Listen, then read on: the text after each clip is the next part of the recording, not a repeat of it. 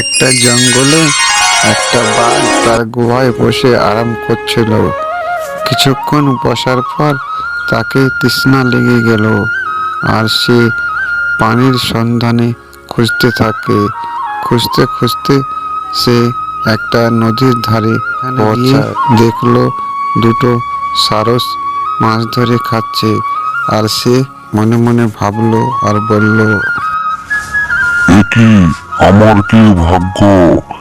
আসলাম জল খেতে, এসে দেখছি দুটো খাবার আমার শিকার, এদেরকে ধরে খাবো বই।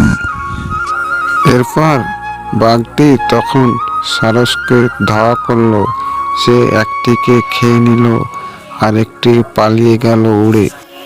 শোন বাঘ, তুই আমার বন্ধুকে খালি তো আমি তোর বংশকে নির্বংশ করে দেব, এটা আমার প্রতিজ্ঞা রইল। হা হা হা, আচ্ছা, দেখা যাবে।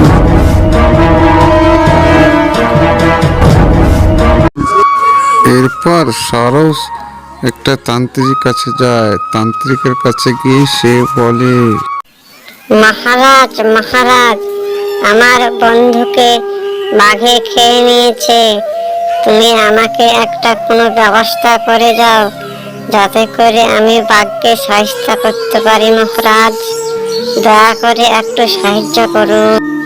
কি বলছিস বৎস? বাঘের এত ক্ষমতা? তোর বন্ধুকে খেয়ে নিয়েছে?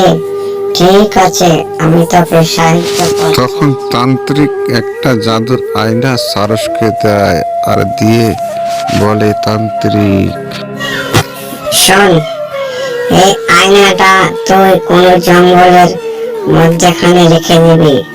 এই আয়নার সামনে যে যাবে সে মারা যাবে। সারস তখন সেই তান্ত্রিকের কথা শুনে গিয়ে সেই জঙ্গলের মধ্যখানে আয়নাটাকে ফেলিয়ে দেয়। আয়নার পাশে যে কোনো পশু আসে আর সে মারা যায়।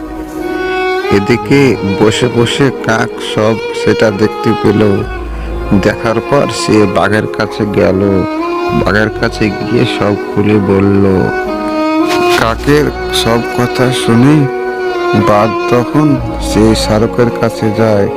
সারসের কাছে গিয়ে সে বলে,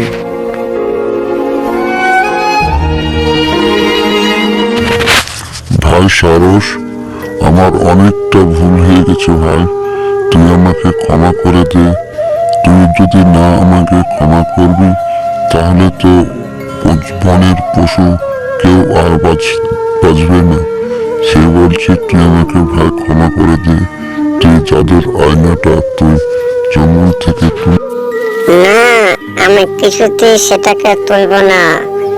আমি বললাম না যে আমি এর প্রতিশোধ নিবই নিব। সারস তার কথা কিছুতেই মানল না। সেখান থেকে সে উড়ে চলে গেল। এদিকে বাঘ তখন মনের দুঃখে হাঁটতে থাকে। হাঁটতে হাঁটতে বলে যে, আল্লাহ, তুমি আমাদেরকে বাঁচাতে পারো, আবার তুমি আমাদেরকে মারতে পারো, তুমি আমাকে।